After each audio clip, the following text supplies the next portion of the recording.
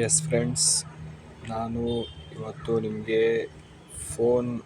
ಜಾಸ್ತಿ ಕಿರಿಕಿರಿ ಕೊಡ್ತಾ ಇದ್ದರೆ ಅದರಿಂದ ತಪ್ಪಿಸ್ಕೊಳ್ಳೋದು ಹೇಗೆ ಮತ್ತು ಫೋನ್ನ ಅವಾಯ್ಡ್ ಮಾಡೋದು ಹೇಗೆ ಅಂತ ಹೇಳ್ಕೊಡ್ತಾ ಇದ್ದೀನಿ.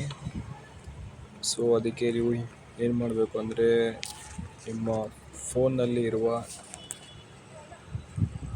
ಸೆಟ್ಟಿಂಗ್ಸ್ಗೆ ಹೋಗಿ, ಇಲ್ಲಿ ಕಾಣ್ತಾ ಇದೆಯಲ್ಲ ಆಪ್ಷನ್ಸ್, ನೋಟಿಫಿಕೇಷನ್ಸ್, ಅಲ್ಲಿ ಹೋಗ್ರಿ. ಇಲ್ಲಿ ನಿಮಗೆ ಯಾವುದು ಫೋನ್ ನೋಟಿಫಿಕೇಷನ್ಸ್ ಬೇಕು ಅಂದರೆ ನಾನು ನಿಮಗೆ ಹೇಳ್ತೀನಿ ನೋಡಿ. ಒಂದು SMS ಆನ್ ಮಾಡ್ಕೊಳ್ಳಿ. SMS ಆನ್ ಮಾಡ್ಕೊಳ್ಳಿ. ಆಮೇಲೆ ಟ್ರೂ ಕಾಲರ್ ಒಂದು ಆನ್ ಮಾಡ್ಕೊಳ್ಳಿ. ಫೋನ್ಪೇ ಒಂದು ಆನ್ ಮಾಡ್ಕೊಳ್ಳಿ. ಜಸ್ಟ್ ಅಷ್ಟೇ ಸಾಕು.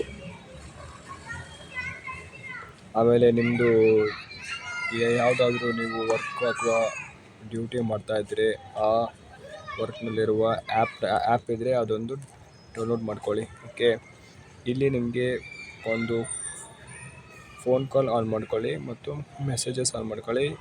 ಇನ್ನೊಂದು ಏನಂದರೆ ಮೇಯ್ನಾಗಿ ಟ್ರೂ ಕಾಲರ್ ಆನ್ ಮಾಡ್ಕೊಳ್ಳಿ. ಇದು ಯಾಕೆ ಅಂದರೆ ನಿಮಗೆ ಹೊಸ ನಂಬರಿಂದ ಕಾಲ್ ಬರ್ತಾಯಿದ್ರೆ ಅದು ಆ ನಂಬರ್ಗೆ ಯಾವುದು ಅಂತ ನೇಮ್ ತೋರಿಸುತ್ತೆ.